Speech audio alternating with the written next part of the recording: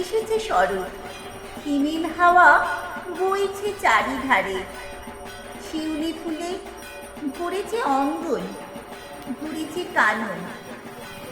কাশ ফুটেছে পথে ঘাটে, রাস্তার দুধারে। শরতের আকাশ তার রূপের পসরা সাজিয়ে নিয়ে মায়ের আগমনে পড়ছে যে ঝিলমিল। প্রকৃতিও অপরূপ সাজে, হাসছে খিলখিল।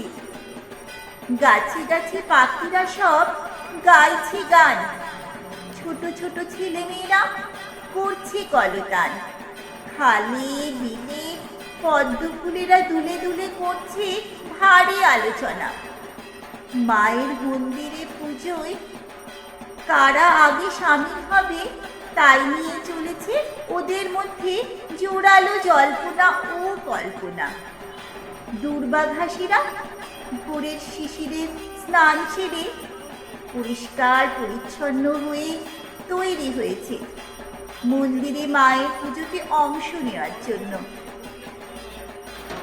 ঢাকিরা নানা সাজে সজ্জিত হয়ে তারাও যাচ্ছে দূর দূরান্তে, কখনো গ্রামে বা শহরে, প্রকৃতি ও মানুষের নিমন্ত্রণে। মা দশভূজা রূপে সন্তান সহ এসেছেন মহা আনন্দে মাতৃগৃহে।